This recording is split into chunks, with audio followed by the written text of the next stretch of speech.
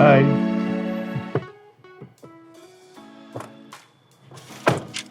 Hello. যাবো?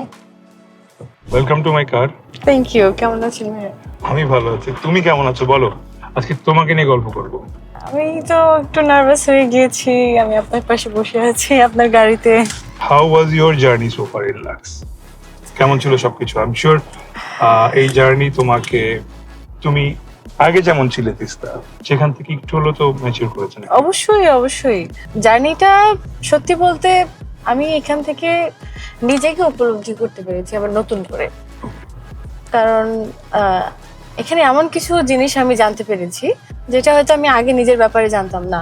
অভিনয় হতে পারে, নাচ হতে পারে, বা ব্যক্তি হিসেবে হতে পারে।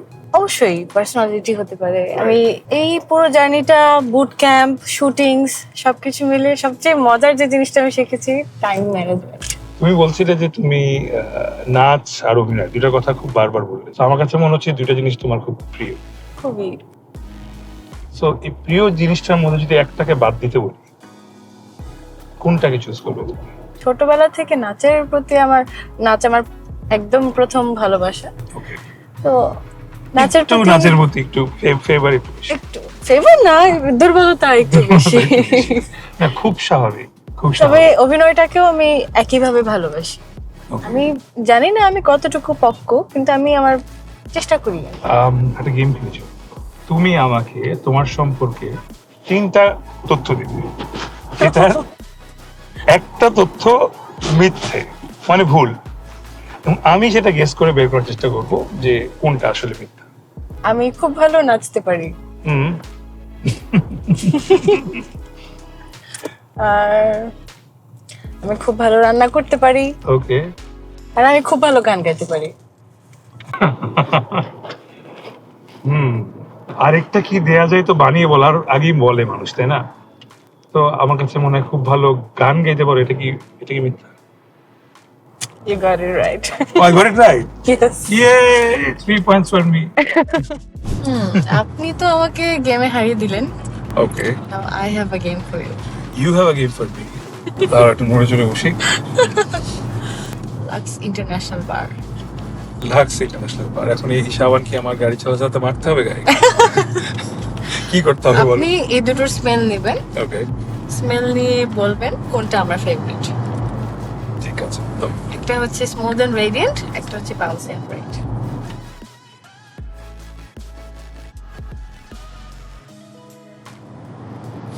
ওকে,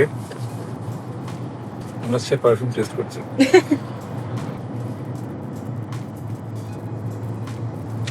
কেন যেন মনে হচ্ছে বাউন্সি এন্ড ব্রাইট। আবার হেরে গেলাম। সত্যি? হ্যাঁ। নাকি আমাকে তুমি আজকে জেতাবে ঠিক করে এসছো আগে থেকেই?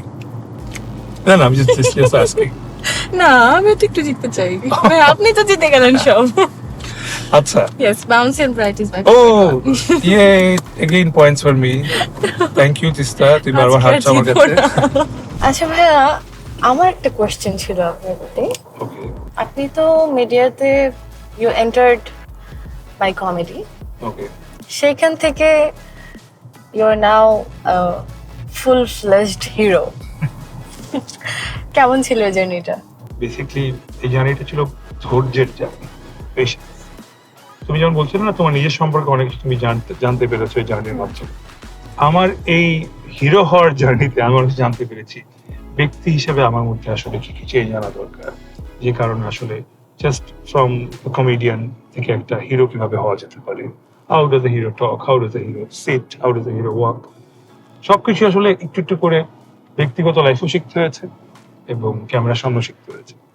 সো এই জার্নিটা শুধুমাত্র আমাকে অভিনেতা হিসেবে ডেভেলপ করেনি, অ্যাজ আ পার্সন আমার মনে ডেভেলপ করেছে, অ্যাজ আ হিউম্যান আমার মনে ডেভেলপ করেছে। আমার কাছে মনে হয়েছে যে I have become a better person then I was. So that's about it. So you have become a majestic hero now. Majestic hero, wow. Well, that's a very wonderful adjective. Thank you so much. Welcome ভাইয়া। So, what do you think, Teesta? তুমি কি এবার lux সুপারস্টারের winner হতে যাচ্ছ? জাজেসরা আছেন, তারা জাজ করে যাকে মনে করবেন তাকে উইনার বানাবেন। তবে Okay. প্রথম থেকে শেষ পর্যন্ত আমি এই জার্নিটাতে আমার সর্বোচ্চ চেষ্টা দিয়ে এসেছি, দিচ্ছি, এবং I am hoping for something good. Okay, তো তিস্তার এই চেষ্টা তো আমি দেখেছি, তো আমি মোটামুটি শিওর যে তিস্তা এবার জিতবে, এবং আমার ফুল সাপোর্ট ওকে করতে লাক্স সুপারস্টার 2025 এর গ্র্যান্ড ফিনালেতে আমি আসছি এপ্রিলের 3 তারিখ। আপনাদের সবার সঙ্গে দেখা হবে, এবং আশা করি আপনারা সবাই ওকে জিতাবেন। Thank you for your wishes ভাইয়া। Most welcome.